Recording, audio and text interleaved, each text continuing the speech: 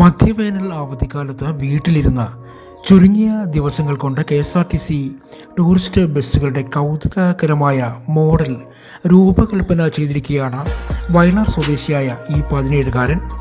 വയലാർ 3-ാം വാർഡിൽ പടിഞ്ഞാറെ കാരിക്കോടത്ത് മുരളീധരൻ നായർ മിനി മുരളി ദമ്പതികളുടെ മകനായ നിഖിലാണ് കൗതുകകരമായ ഈ കാഴ്ചവട്ടം ഒരുക്കിയത്.